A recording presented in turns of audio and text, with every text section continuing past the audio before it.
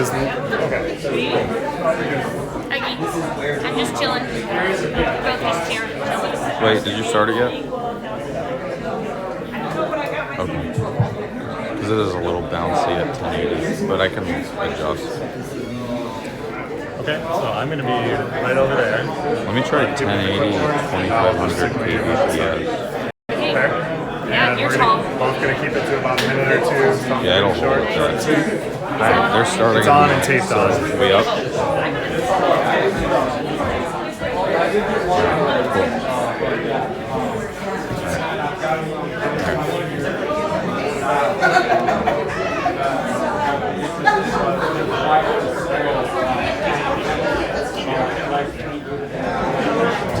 Let me check. We're up. Excuse me. More speaking here. Yeah.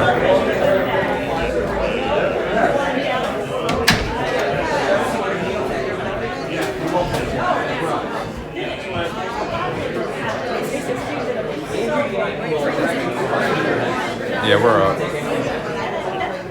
Alright. Well, worst case scenario, I'm gonna go down to 720p and it'll hold there. So. Alright. Thank you.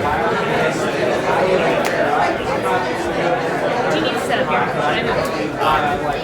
Should I move? We'll just set up like, There. put the tripods like. Okay. You're good.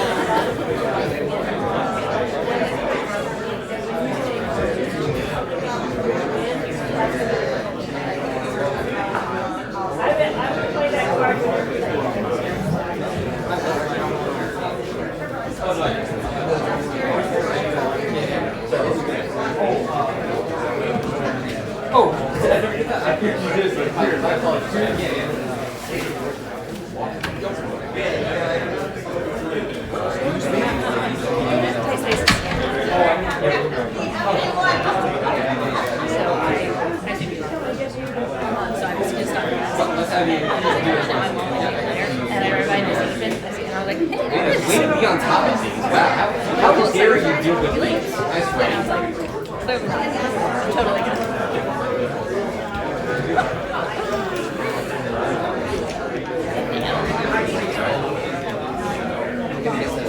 Yes.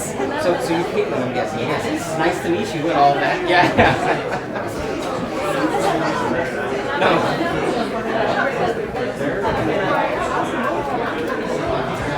He's up for Hi, stranger. Hillary's right set up in the first booth. If you have desire to sit, how do I?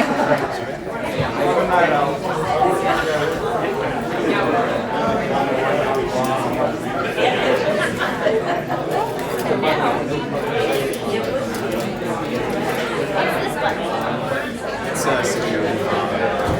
It's like a two-factor. It's never been set up properly. It's supposed to like turn off my email on my phone. It's not good.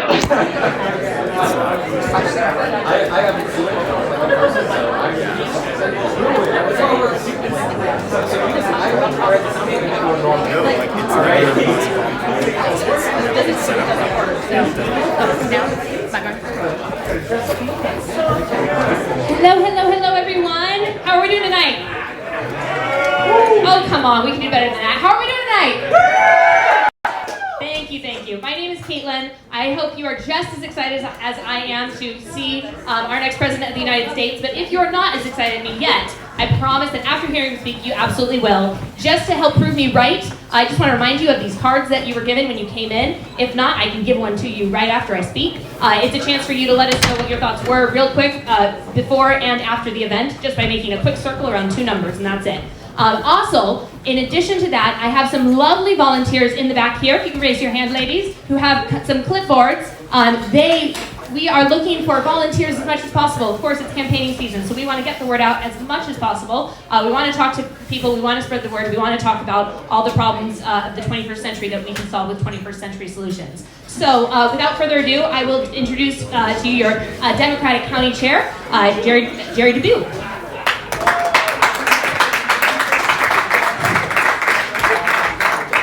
First, I want to say that the caucus in Lorenz for the Swan Lake Precinct will be at the Lorenz Marathon School, not where it was last time at the bank downtown.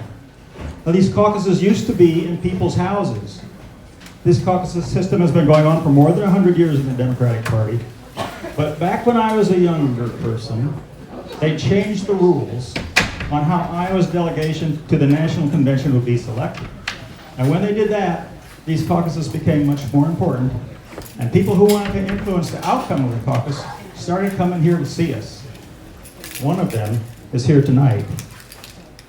If you have ever worried that your job will go to a robot someday, Andrew Yang has your back. Mr. Yang worries that automation will displace not just in Iowa, but robots may also be coming to replace bookkeepers, bartenders, and even lawyers like Mr. Yang.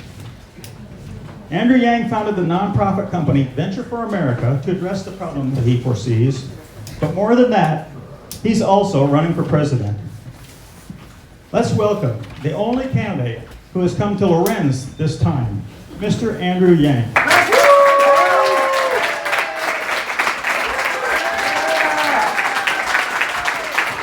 Thank you, Jerry. Hello, Lorenz. It's great to be here. It's a Drink. Well, Q&A at the end. All questions till the end, please. speech first, then the drink. Occasionally I get thanked for running for president, and when I do, I just want to say thank you to my wife, Evelyn, who's here with us tonight. Because one, she let me run in the first place, and number two, she's been sacrificing much more than anyone in our family over the last number of months. So I love you so much, baby. Thank you so much.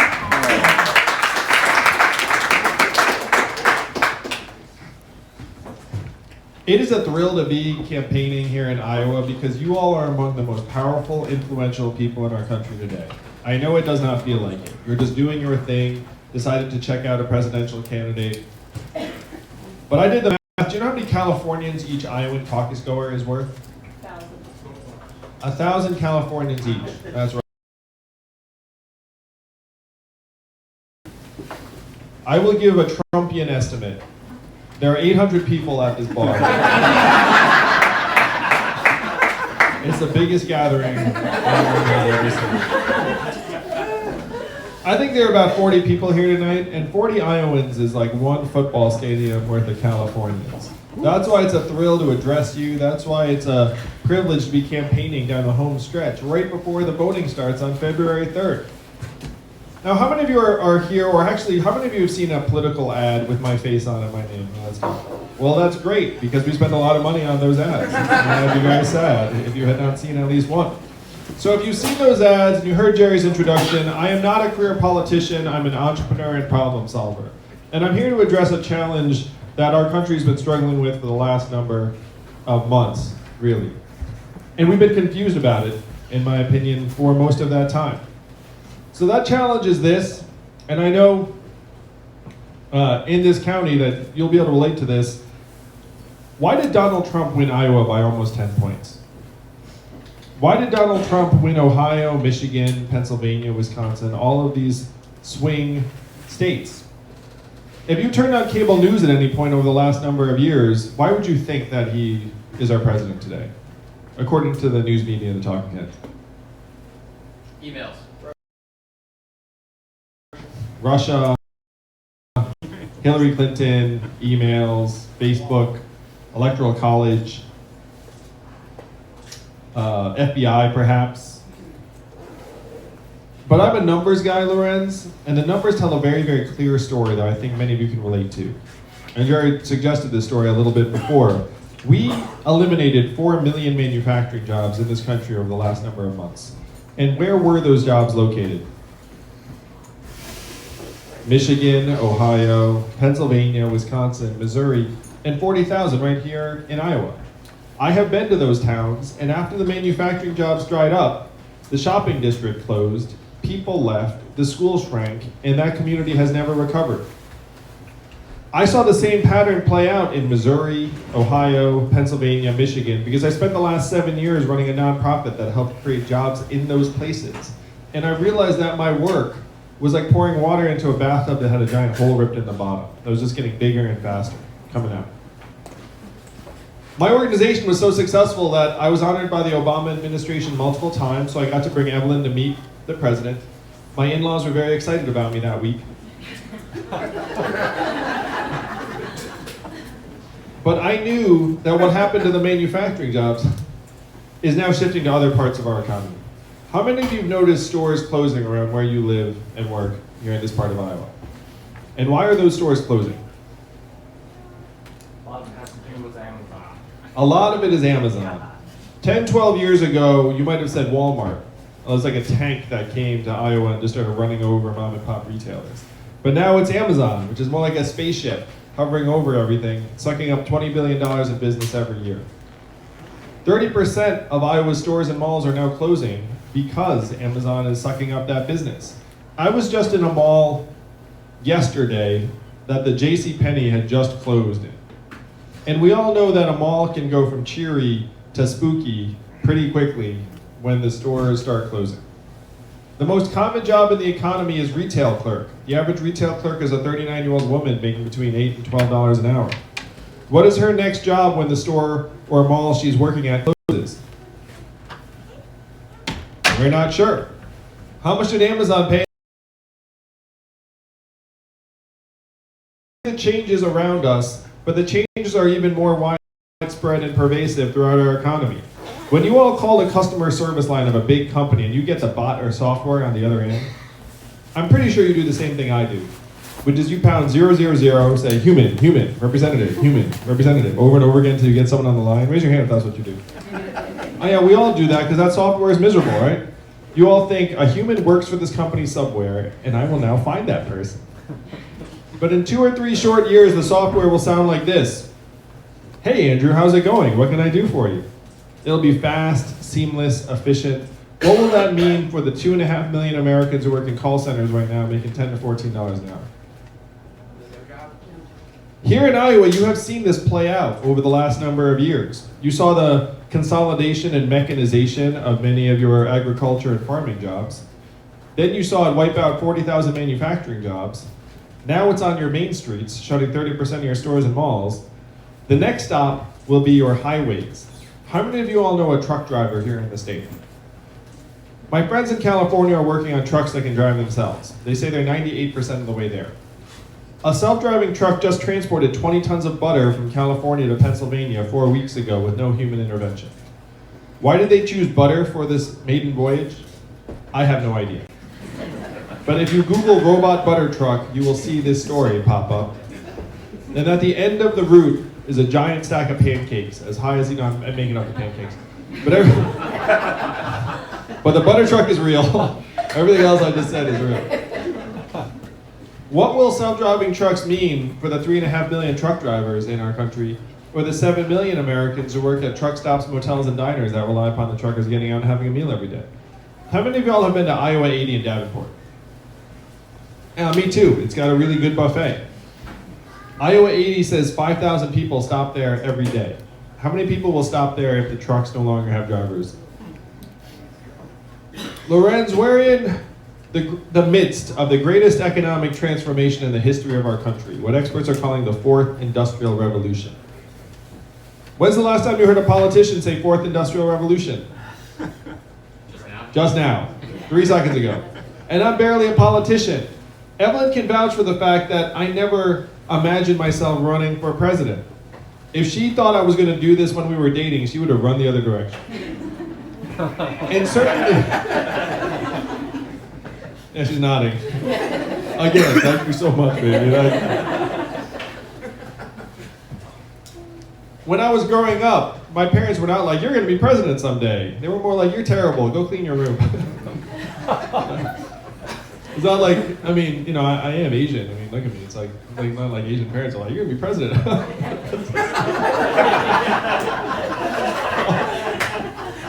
just facts.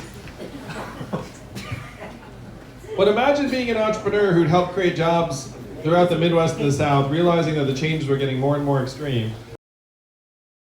And then knowing that your country, for whatever reason, wasn't even grappling with what was happening, this epic, historic, economic and technological transformation. So I went to our leaders in DC and I said, what are we going to do to help our people?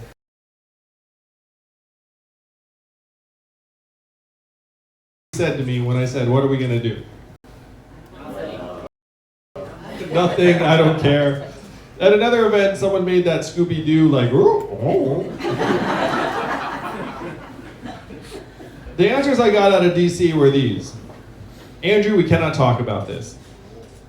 Number 2, Andrew, we should study this. And number 3, we must educate and retrain all Americans for the jobs of the future. How many of you have heard a politician say something like that? That's pretty familiar, right? We've all heard that. It doesn't sound terrible, but I'm the numbers guy. I went looking at the studies. Do you all want to guess how effective the government-funded retraining programs were for the manufacturing workers who lost their jobs in the Midwest? You know it's low because I'm anchoring you low, but you also know it's low because you know human beings. You know if you lose your manufacturing job, you don't march out and be like, I'm here for my coding training program, I'll be coding in no time. It's laughable because we know it's ridiculous. The success rates of these programs were between 0 and 15%. They're a dud. The truth is that almost half of the manufacturing workers who lost their jobs in the Midwest left the workforce and never worked again. Of that group, almost half filed for disability. We then saw surges in suicides and drug overdoses in these communities to the point where America's life expectancy has now declined for the last 3 years in a row. You know the last time America's life expectancy declined 3 years in a row? World War II is a good guess. The Great Depression is a good guess. Never is a good guess. But it is the Spanish flu of 1918, a global pandemic that killed millions around the world. You have to go back 100 years because it's highly unusual in a developed country for your life expectancy to go down. It ordinarily goes up because you're getting richer, stronger, healthier, and people are living longer. But here in the US, it's gone down and then down and then down again. So when I said this to the folks in DC, someone said something that brought me here to you all tonight in Lorenz. He said, Andrew, you're in the wrong town. No one here in DC will do anything about this. Because fundamentally, Washington, DC is a town of followers, not leaders. And the only way we will do something about it is if you were to create a wave in other parts of the country and bring that wave crashing down on our heads. And I said, challenge accepted. Yeah! So that's why I'm here with you tonight, and that's why I'm thrilled to be here with you tonight, because you are that wave.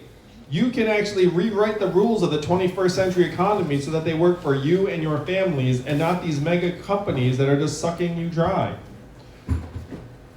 Right now, I'm either 4th or 5th in national polls to be the Democratic nominee.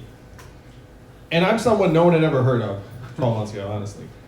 So how the heck did I come to outcompete 6, 8 senators, governors, members of Congress? It's because I understand the real problems on the ground in our communities, and I know how we can actually start solving them.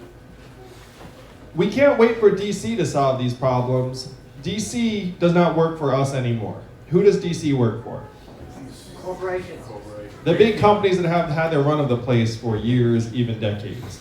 It's one reason why Trump did so well among so many Americans, because when he said he wanted to drain the swamp, a lot of Americans said yes. Washington, D.C. today is the richest city in our country. What do they produce? Hot air. We are not sure. But whatever their business is awfully good. Donald Trump said he wanted to drain the swamp. Lorenz, I want to do something a little bit different. I want to distribute the swamp. What do I mean by that? Why would you employ hundreds of thousands of workers in the most expensive city in the country? Why wouldn't you move some of those jobs to Michigan, Ohio, Pennsylvania, Iowa? You would save billions of dollars right off the bat because costs would be much lower any place else in the country. And I would argue that these agencies would make better decisions because they'd actually live someplace among normal people and not in the DC bubble. I'm for term limits for members of Congress.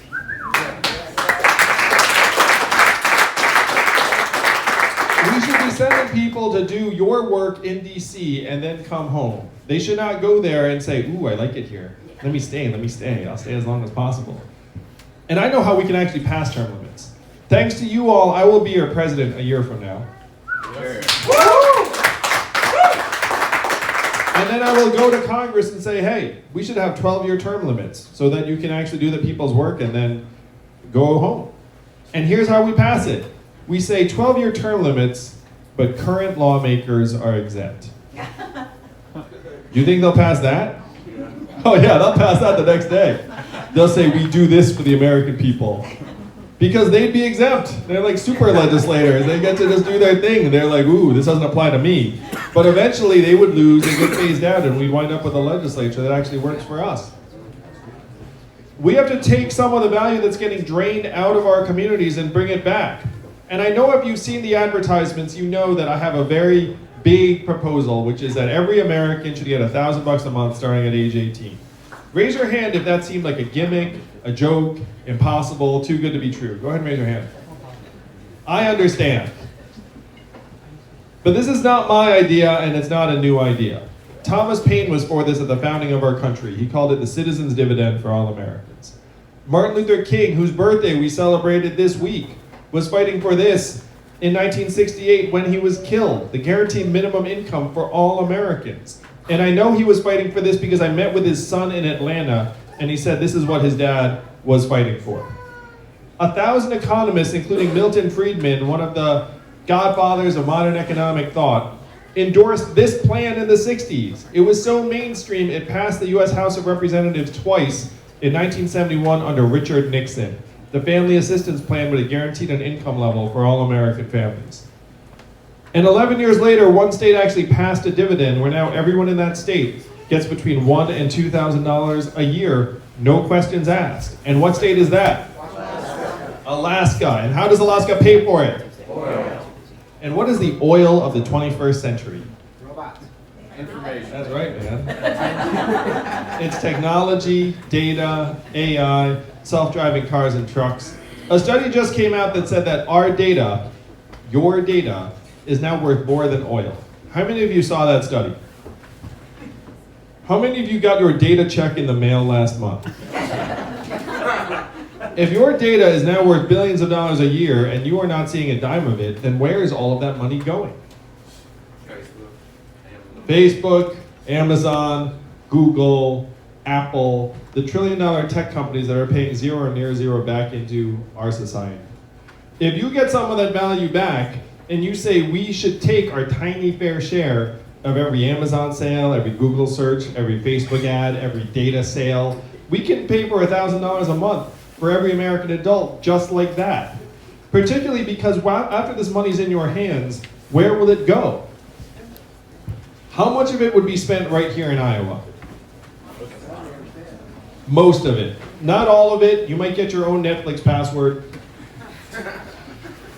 But most of it would go to car repairs you've been putting off, and daycare expenses, and Little League signups, and local nonprofits, and religious organizations, and Democratic Party dues, if that's your thing. It's some of our things. I wasn't being negative. I'm saying. This is the trickle-up economy, from our people, our families, and our communities up. Unlike anything else that people have been talking about, this would work, and this would work for rural areas in particular. I talked to state legislators in Des Moines, and representatives from rural areas came to me and said this is the only thing they've heard of that would actually work to give rural communities here in Iowa and around the country a real path forward. Because the fact is you are getting sucked dry, and the extreme nature of the winner-take-all economy is only going to speed up. Technology is getting stronger and faster and smarter all the time. How about us?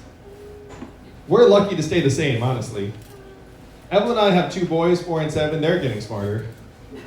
You know what I mean? Like our kids are getting smarter. Like the rest of us are hoping just to stay more or less like, in place. But that's not the way this technology is working. This technology is reaching unprecedented levels.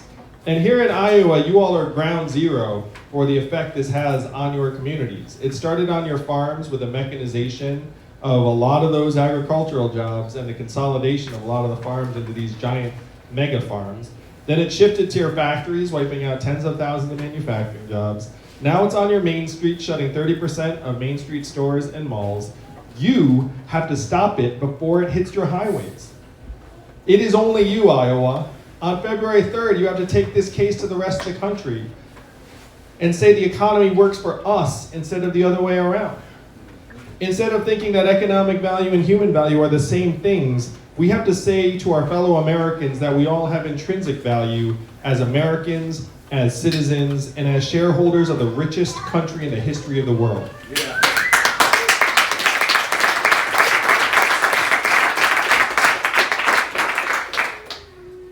We have to do this in part because of what's happening to our kids' prospects. How many of you are parents like me and Evelyn? If you are a parent, you have had this sinking feeling at some point in the recent past that we're leaving a future for our kids that is less stable, less secure, and less prosperous than the lives that we have led. And the reason we feel that way as parents is because it's true. If you were born in the 1940s in the United States of America, there was a 93% chance you were going to do better than your parents did. That's the American dream. That's what brought my family here and Evelyn's family here. That's what we all aspire to for our kids. But if you were born in the 1990s in this country, you're down to a 50-50 shot and it's declining fast. That is what we have to turn around. We have to actually believe that our kids' prospects will be brighter than ours. And there are very, very few ways to make that happen that don't involve something like what I'm talking about, which is actually investing directly in our kids and their future. Imagine a country where all of us could look our kids in the eyes and say, your country loves you, your country values you, and your country will invest in you. And actually know that to be true.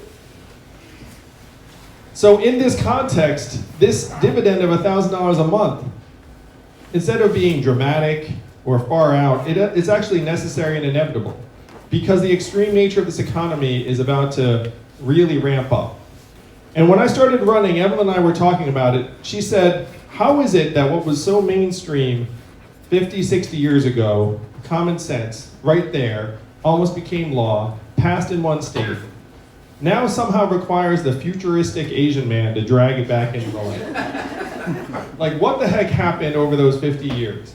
And what happened over those 50 years is that we all got conditioned to think of ourselves as inputs into the economy, and that economic value and the market value tells us how much we're worth. That's how you wind up with people saying things like we should turn coal miners into coders. Because that does not make any sense on the face of it if you give that a moment's thought.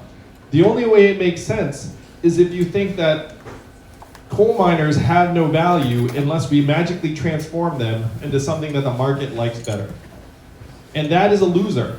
Instead, we have to say, look, we're the richest country in the history of the world, and the machines have to start working for us instead of plugging us all into the machine. We're being told how great things are in our economy, and if you turn on the news, you see it. Record high GDP, stock market prices, corporate profits. You know what else are at record highs in the United States of America right now?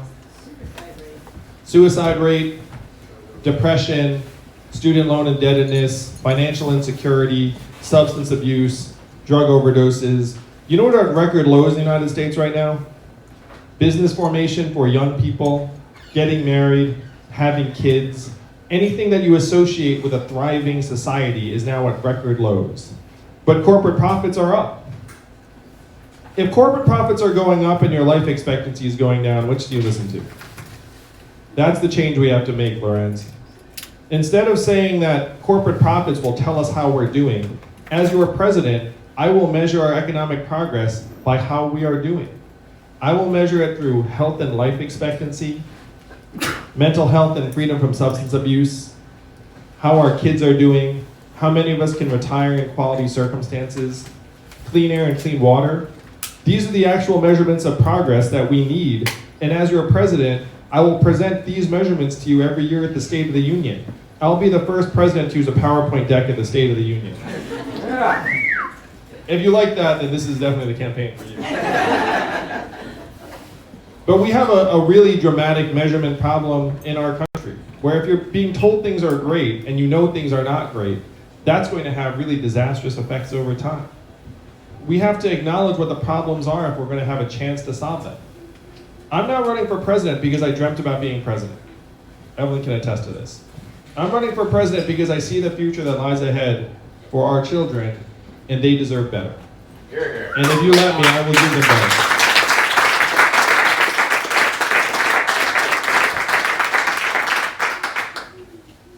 But we need your help to make this case on February 3rd. I guarantee you, if we win Iowa, we're going to win New Hampshire, and I will be your next president. That's for sure. That's done. Donald Trump is our president today because he had a very, very clear message that everyone understood. He said he was going to make America great again. What did Hillary Clinton say in response? America is already great. You remember that, Lorenz? It's been a long 3 years, I know. But it's now coming to an end. That response did not work for many, many Americans because the problems are real. They do exist. We have to stop acting like Donald Trump is the source of all of our problems. He's not. He's a symptom of a greater disease that now we have to cure.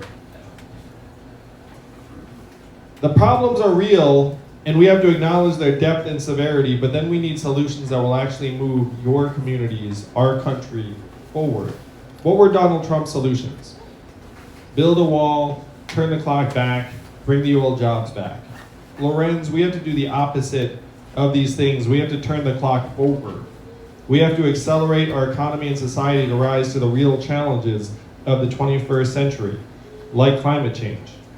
We need to evolve in the way we see ourselves and our work and our value.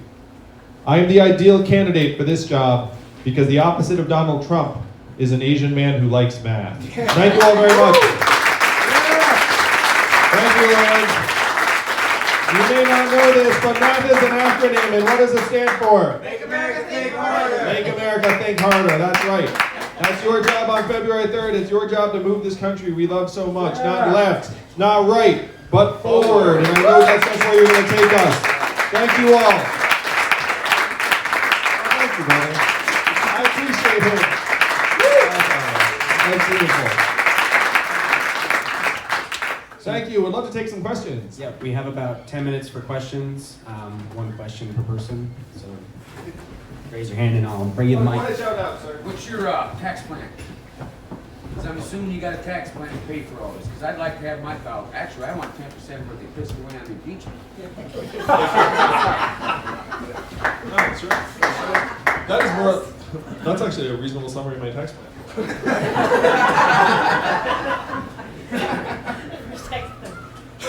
So my tax plan is to set up a mechanism where we get a tiny slice of every transaction that's happening in the financial world, in the tech world, and then we take that money and we put it into our hands. Then when we get that money, it goes through the economy and circulates several times over. So one of the jokes I tell is, you remember this Willie Sutton joke, like why do you rob the banks? Because that's where the money is? That's what we have to do. Like where's the money going? It's going to the Amazons and the Jeff Bezos of the world. So I use Jeff Bezos as an example because everyone knows it. Jeff Bezos is worth $115 billion post-divorce. So the question is, how do we actually capture more of the money that's heading to Jeff and Amazon? So we set up a toll on his $1 trillion tech company so that we're getting a tiny bit of value. That generates hundreds of millions of dollars a year. And then he takes out $1 billion a year and buys rocket ships to Mars. This is true. And you take a toll on that too. So then you get hundreds of millions of dollars from Jeff and his business, maybe even billions of dollars pretty quickly over time. That's how my tax plan works, and I'm not making any of this up. I'm not that creative a guy. Other countries have already started doing this. This is based on a plan that's been in effect in most other developed countries for years, and it has worked. And it's impossible to game your way out of, because if you're selling to us, you're paying. Whose fault is it that Amazon's paying nothing in taxes? Is it? Yeah, it's our fault. So we have to get our shit together. Am I right? Yeah.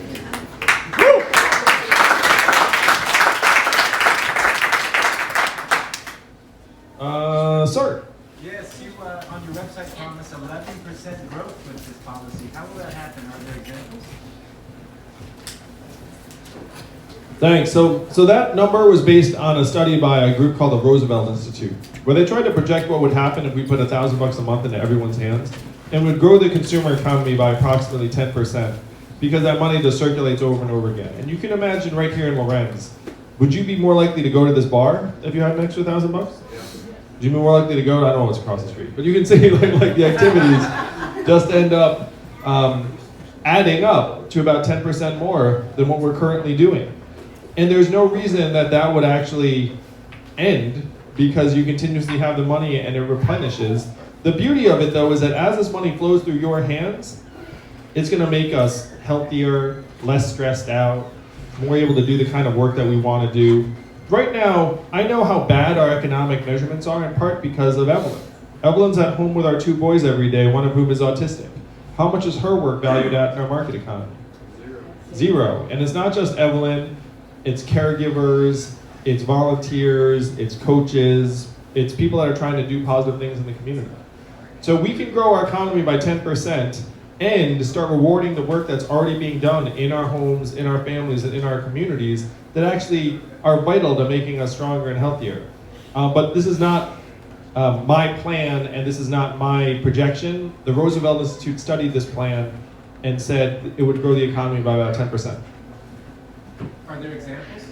So the examples are, I went through every example of people getting this kind of cash transfer in the world, and there were always the same effects, where people got happier, less stressed out, the money got spent. And so if you look at any of the trials, the effects are very, very consistent. The places where people have gotten money in these ways, 1 is Alaska, 2 is various Indian tribes in various parts of the country, 3 is a lot of exercise in the developed world, like India's rolling this out. There are Scandinavian countries that have versions of it, and the results have always been very, very consistent. So that's what the Roosevelt Institute is using. But here's the kicker.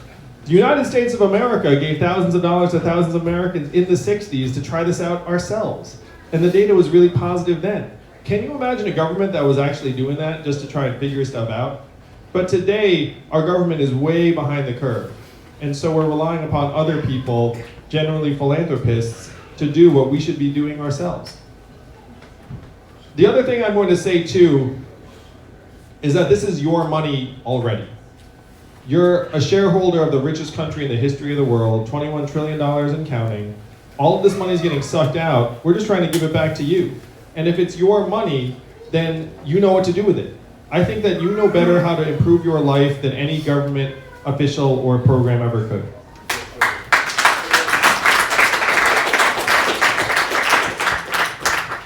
Can you explain your value-added tax a little more? And other candidates have talked about a wealth tax. Can you just touch on that?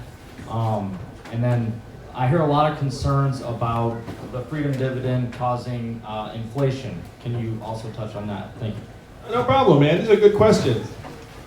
I'm going to start with inflation because it's on your minds a little bit. What's your favorite restaurant in town? Wow. The deli. This is kind of an imperfect example then. I guess I'll try the deli. Let's see if this works. Taco Tuesday here at this establishment. All right, I'll still use the deli. How much is a sandwich at the deli? $5. All right.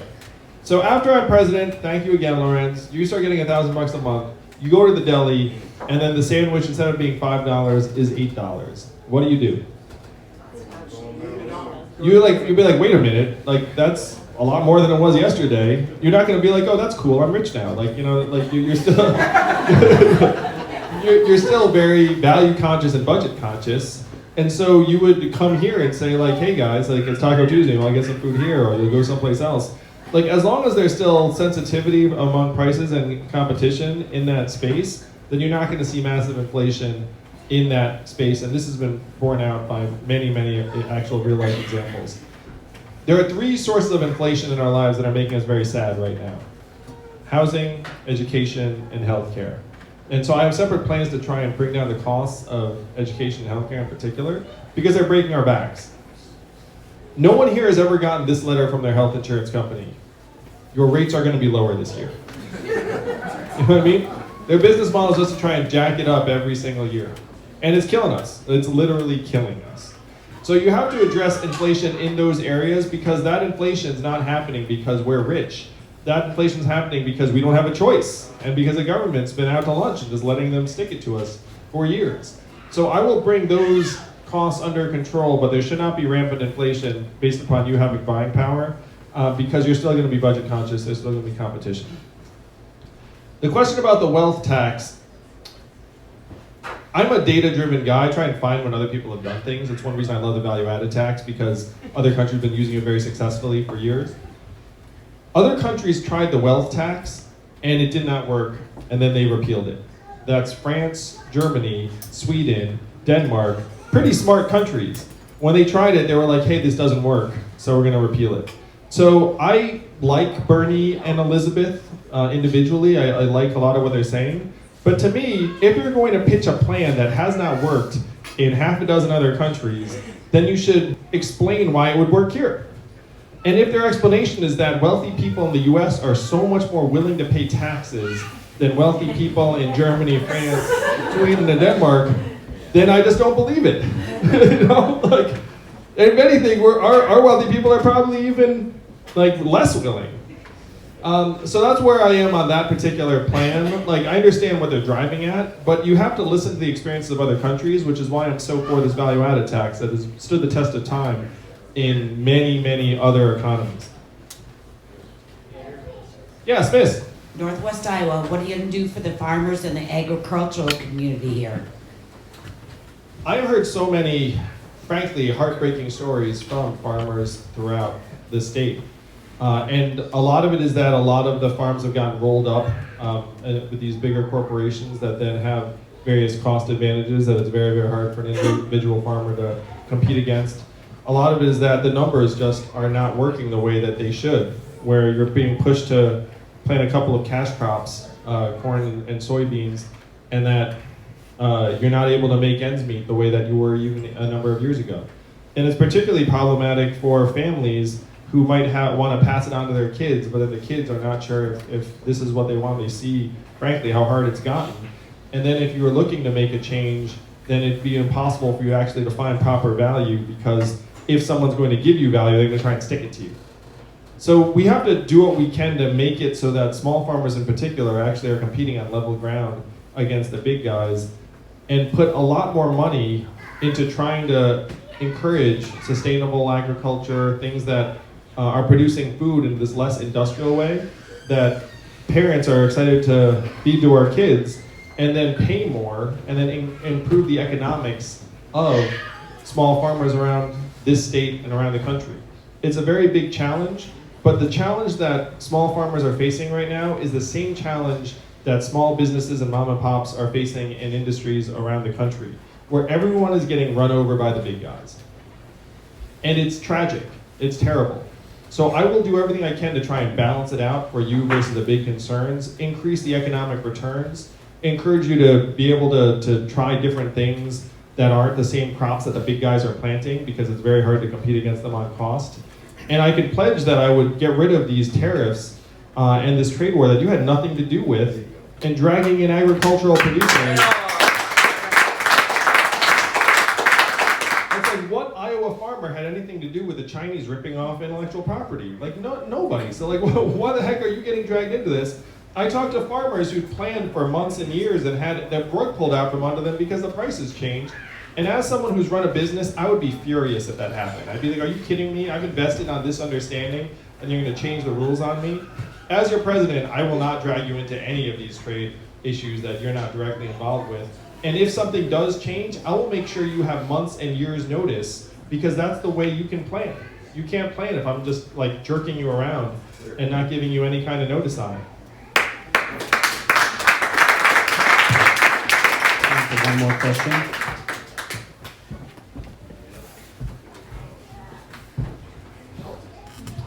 How are you going to pass the freedom dividend, like, through Congress? Thank you, brother. It's a great question. All right, Iowa, check this out. We shocked the world February 3rd. Andrew Yang wins Iowa. Can you imagine the headlines? It'll be like, oh my God. When that happens, I guarantee we win New Hampshire, because there's a lot of energy in New Hampshire for this campaign. The third party of New Hampshire is libertarians, and libertarians love The Freedom Dividend is half named after them. Various people who are betting money on these sorts of things see me as the heaviest favorite to beat Donald Trump in the general election. And there are a number of factors in this. One survey said that 18% of college Republicans would choose me over Donald Trump. Another poll said that 10% of New Hampshire Trump voters would choose me over Donald Trump. You know who has figured out that I am the biggest threat to beat Donald Trump? Donald Trump.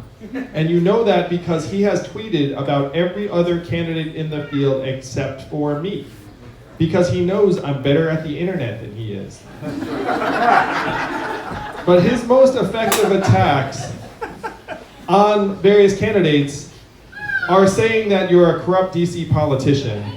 And that stuff does not work on me at all.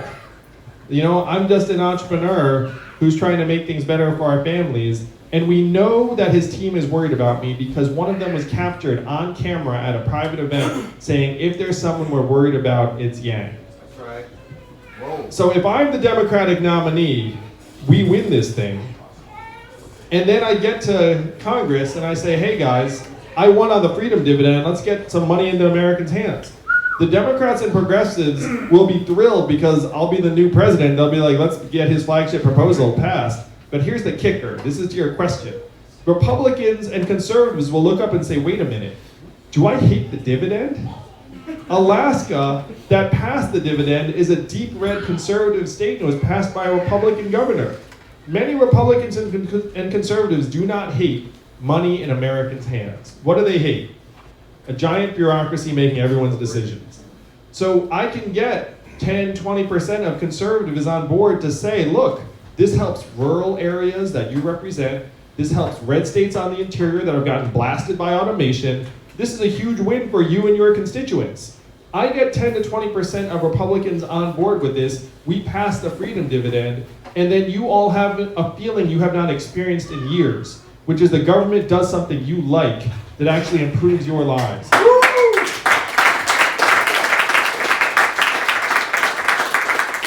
So we can pass this, but it has to start right here in Iowa on February 3rd.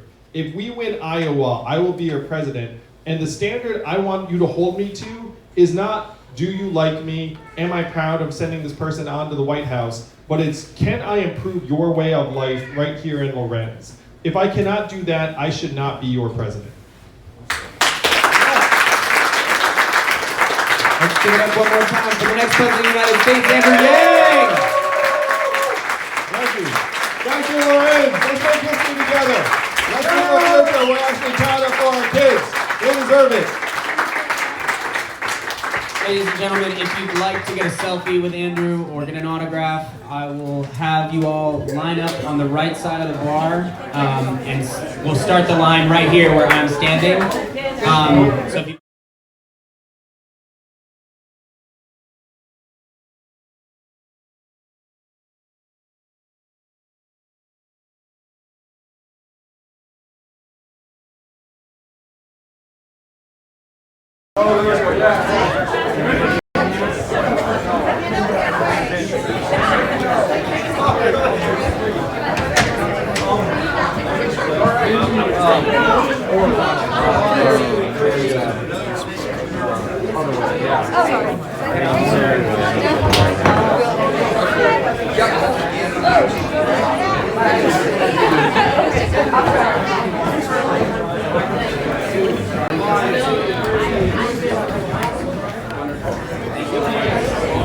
We are looking for your donations. Let's see who has donated so far during the live stream to Andrew Yang's presidential campaign. He has a $3 million goal.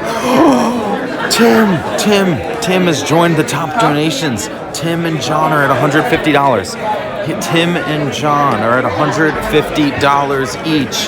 Tim and John are your donation leaders. Tim and John. Who can top Tim and John at $150? If you top Tim and John at $150, you start a bidding war. And if you start a bidding war, then we raise even more money for Andrew Yang. It is called theyanggame.com because it is a game show. Look how packed this place is. This place is packed. Thank you, Tim, for the $150 donation to Andrew Yang through the yanggame.com donation link. Thank you, John, for the $150 donation to Andrew Yang through the yanggame.com donation link. Thank you, Evelyn, for another donation of $25 to Andrew Yang through the yanggame.com donation link. Thank you, Ryan, for the $1 donation to Andrew Yang through the yanggame.com donation link. We really appreciate all of your small dollar donations that help fuel this campaign forward. Thank you, Steve, for the $25 donation to Andrew Yang through the yanggame.com donation link. Thank you, Jonathan, another different Jonathan, for a $15 donation to Andrew Yang through the yanggame.com donation link. Thank you, Heather, for the $25 donation to Andrew Yang through the yanggame.com donation link. Thank you, Michael, for the $6 donation to Andrew Yang through the yanggame.com donation link. Thank you, Jason, who was once our top donor at $100. Jason, if you put in $51 right now, you get that top spot back. Thank you, Jonathan, another Jonathan, for $10 donation to Andrew Yang. Thank you, Shai Shang, for your third $5 donation of the day. Yang, the Yang Game. Thank you, Melinda, for the $8.88 donation. Thank you, Michael, for the $5 donation. Thank you, Phil, for the $7.77 donation. Thank you, Gerard, for the $25 donation. Thank you, Q, for the $5 donation. Thank you, Jan, when the stream wasn't even up, for the $100 donation to Andrew Yang. Thank you, Baron, for the $2.22 donation to Andrew Yang. Thank you, Tina, with the $101 donation to Andrew Yang. Thank you, Robert, for the $50 donation to Andrew Yang. Thank you, Jessica, for the $5 donation to Andrew Yang. And that catches us up. Let me reload the page, see where we're at. Yeah, that's all we need. Thank you, Amit, for the $5 donation to Andrew Yang through the yanggame.com donation link. And thank you, Jamie, for the $10 donation to Andrew Yang through the yanggame.com donation link. Excuse me, sir, a question for you. Yeah. Would you be interested in answering a few questions about what you thought of Andrew's event, what you thought of his speech? Yeah, I could answer. Okay, awesome. Because this is let me go somewhere out of the way. Right here will be good. So,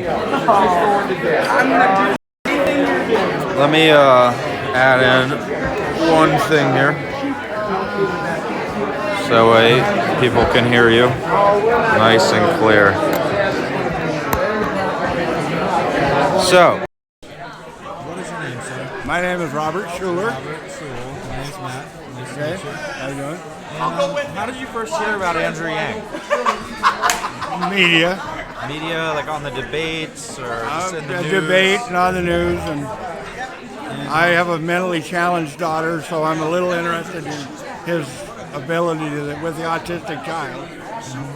And what is it about Andrew's policies regarding like mental health and things of that nature that you liked or found? I'm hoping he can really improve mental health, because I suffer from PTSD. My daughter is mentally challenged, and sometimes the treatments are not as great as people think they are. And what do you think the best way to improve our treatment of mental health, like as a society, just in how we view people, and then also on the actual care side? Well, I think that we need more people involved that understand mental health and what it takes to help people. My daughter takes because it's expensive. So there's just things that need to be done to help people that have mental problems. Do you think Andrew is your candidate to try to make that happen? I'm not going to commit to that yet. I want to listen to other people. Right now, he's number 2 on my list. Number 2? Yeah. Do you mind if I ask who's number 1? Yeah, I do. I kind of lean a little bit towards Biden, but he's not number 1 yet. And I'm a registered Republican, by the way. Yeah. But I don't like Trump. Yeah, I'm a right-leaning independent myself. Okay, well, I was registered independent. A few years ago, I changed my registration, so I'm going to probably caucus for Yang. Probably caucus. I'm pretty sure I'll caucus for Yang, because I'm going to change my affiliation again. Yeah, I think that you can do that on caucus. You can do it on the day. I know you can. Awesome. Well, appreciate you talking to me, sir. And, Nope. Andrew's policy on veterans is called more than just like more than a handshake, more than thank you, but thank you for your service. Appreciate it. Thank you for your support. Thank you.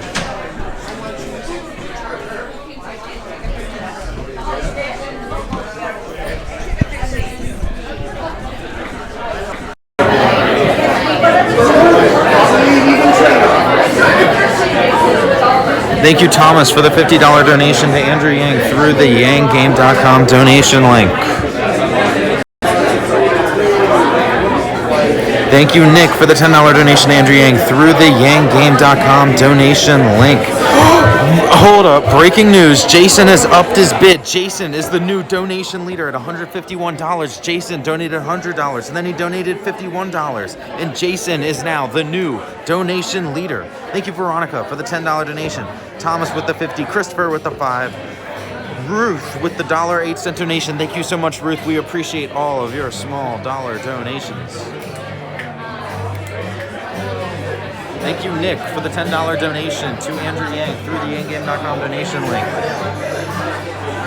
Tim and John, will you up your bid to become the new donation leader to receive the shout out from Andrew Yang himself?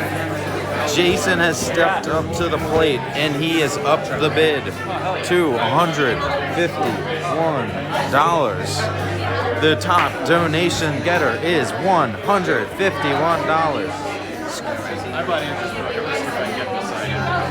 Excuse me, ma'am. Question for you. Would you be interested in answering a few questions about what you thought of Andrew's speech, what you thought of the event here?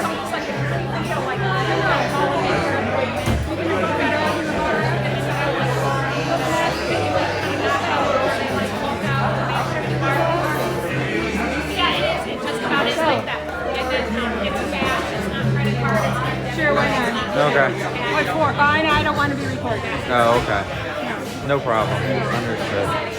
Yeah, I just run a YouTube channel called Jack and Matt Show. We go around and follow Andrew.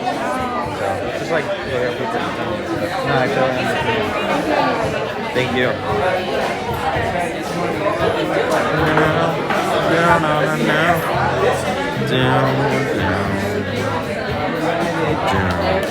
Thank you, Aaron, for the $9 donation to Andrew Yang through the yanggame.com donation link. Aaron. Trump said that too. He did. He's in Iowa. Trump said, oh, it was for it.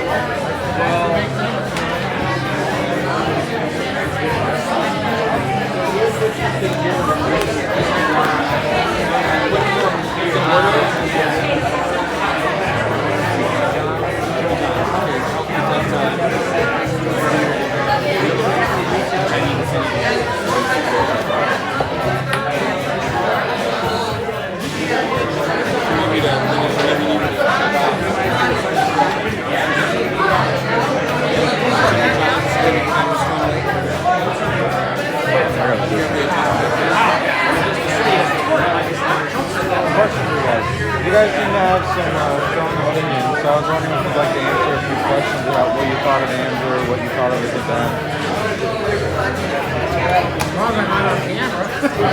Filming this? Yeah. I don't want to see myself on. It's not on the news or anything. It's just on the internet. Yeah. It's just on the internet. And it never goes away. Forever, yeah, forever, man. Never goes away. I'm spooked. Are you guys farmers? Or? Yep. Yeah. Right here. And I know farming is a really big issue here in Iowa, like 60% of Iowa. That's a big deal here. There's not a lot of people here. Were you not happy with Andrew's question or response to the farming question? Well, the lady out here, while you're woman asked my question, his answer was vague. I mean, kind of, Yeah, I'll be honest, I've listened to like 50 of his stuff speeches in the past like 7 days. It's like kind of turned out. Yeah, well, I understand. But, so I'm not sure what his exact answer was, but as a farmer, what is your top concern? Like, what is something that you're looking for in a candidate that is going to improve your lives? Specifically, when I get specific, it's right back to basically, the two things that go around here, corn and beans. There's a lot of hog. There's some livestock, but it's not livestock is not a huge thing right here. It's corn and beans. Soybeans have suffered now because of the tariff. And corn, we need ethanol. Without ethanol, it will not be good. It will not be good. The ethanol plants were to close tomorrow, like I pointed out to this guy a minute ago. Ted Cruz won Iowa in the last caucus 4 years. Ted Cruz won the Republican, won Iowa.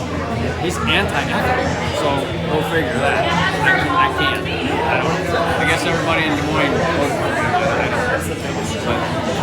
Trump right now can probably do an executive order and tell the EPA to live up to the RFS renewable fuel standards, and they can do it.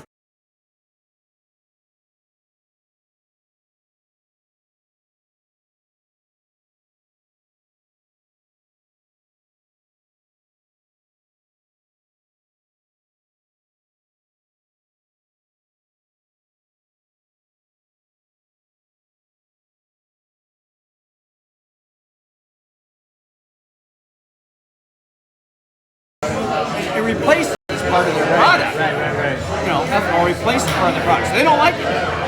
But by law, they have to blend some of it with their gas. Okay. And how is Trump changing that? And how do you want him to? He gave the refiners some waivers. Wiggle room. Yep. And they went around it. So bottom line, they do not have to use as much ethanol as the law says they should. So that's a real specific thing. Yeah, it's a numbers thing. And Chuck Grassley and Joni Ernst from Iowa went into the Oval Office, I think, with Trump and the EPA guy about 6 months ago. And they said, well, we're going to change all that. And it hasn't been changed. No, Trump came to Council Bluffs, I think it was Council Bluffs, Omaha last summer, said he's going to change that.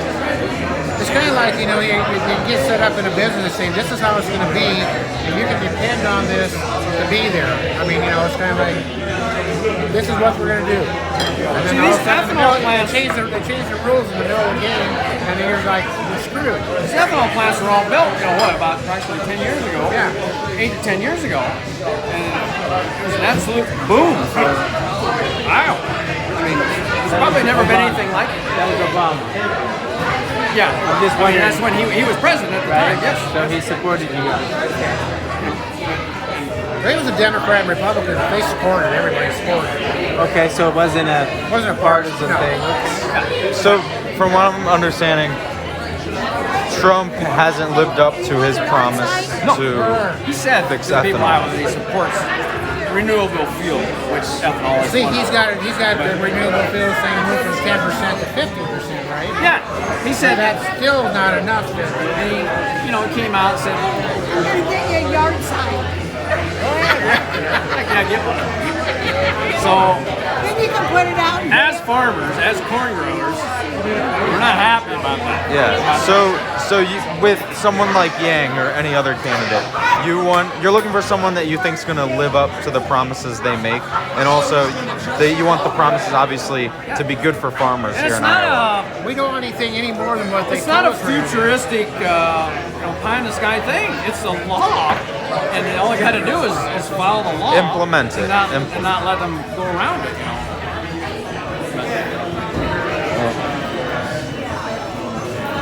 Where do you think you would put Yang? Like if you had to rank, I assume are you guys Republicans, Democrats, Independents? I'm an independent. Independent. Independent. I voted Republican. I voted Democrat. Yeah, Both. I'm a independent as well. I lean a little bit to the right though. If you were voting in the Democratic primary, where would you place Yang right now?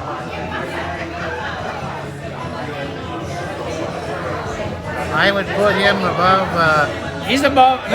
He's above. After tonight, I say I put him above everybody. Above the only one that can compete with him. Would be Biden. It would be Biden. Would be Biden. I put him above everybody because I think Biden's a crook. Well, he's a career politician. We talk about Trump being a crook, Biden's a crook. Right. He's a career politician. They're all corrupted. Did you guys get a chance to go up and meet him or anything? I did. How would he pass, he mentioned term limits. How do you get that passed? Did you hear? How does he get that passed? Brilliant. It's like, this doesn't apply to you. It's just the next one. It's just your competition. Cut your competition off at your tool. Basically, the way he would, because obviously Congress isn't going to vote themselves out of office. So he would make it so that it only applied to new members of Congress. You can't get rid of the old ones that applies to the new ones. But specifically with farming, I actually think if you got a chance real quick before he gets out of here to go up and bring your concern, because it will help him. It will, one, you'll get a better answer, and secondly, it'll, He's your number one already. if it'll give him something to think on, because he truly does try to take into perspective what people's concerns stand are. up there and doesn't know anything about farming. They talk about Yeah. the corporate farms are taking over. That's a bunch of BS. Yeah, but Most of family farms, most of these farms are family farms. Yeah. Have they gotten bigger? Yes, they have. Yeah. Yes. Knowing Andrew, I truly believe that if you bring a concern to him, he will try to learn more about it. Obviously, farming isn't his strongest. Right, because he's not, I mean. Yeah, right. he's, Well, you then know. why don't you take us to him? All right, let me see. Let me see if I can grab him real quick.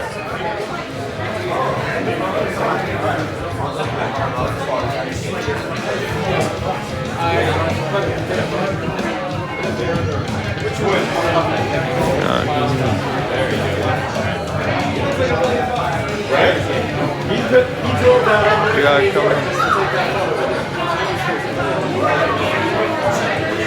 Tim is back on top. Tim is the new donation leader. Thank you, Aaron. Thank you, Tim, for the $53 donation. Tim is at $203. And thank you, John, for the $50 donation.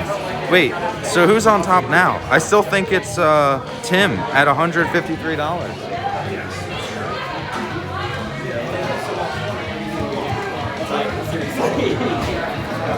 Well, we're not gonna be able to get him at this one.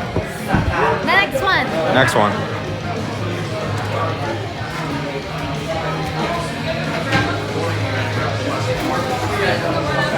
Unfortunately, he's out of here. He's out of here. We did cards. We were doing the cards first. Yeah. Well, you'll love it. Well, Be in contact with him.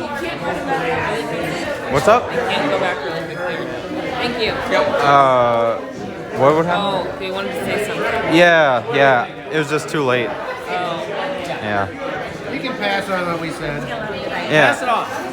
Pass it on. I'll try. Okay. Because it's definitely like I've been following his entire bus tour, and there's been multiple events where farmers like yourselves have asked farmer, and it's just natural because how big it is here in Iowa. Yes, and so he's singing out. and I want Andrew to win very badly because I've been dedicated everything.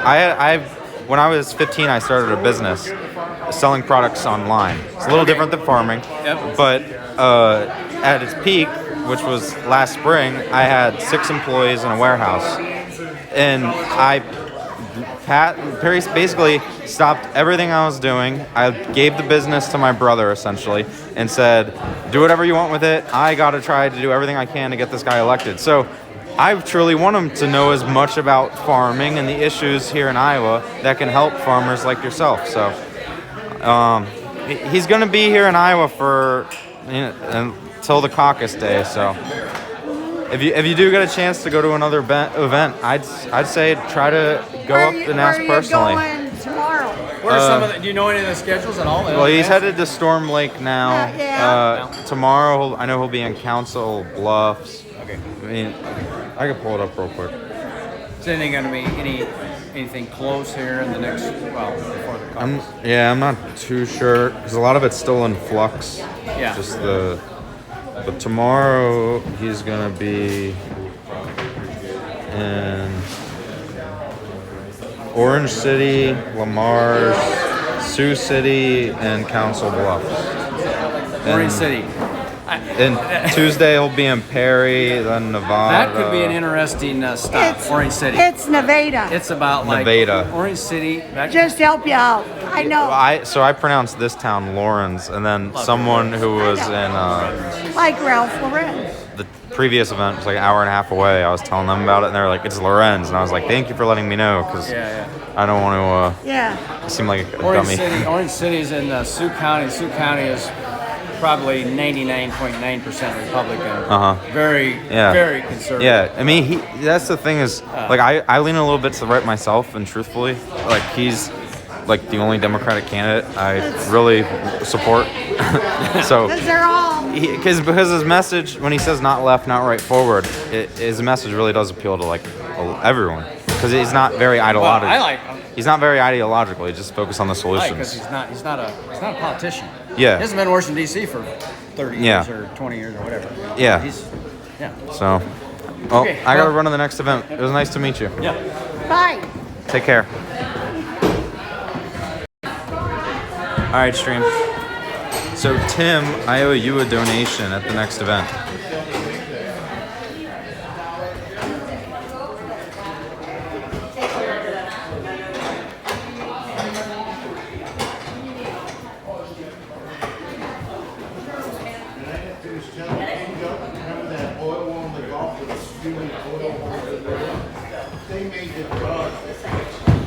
Line for the bathroom? Yeah. Okay.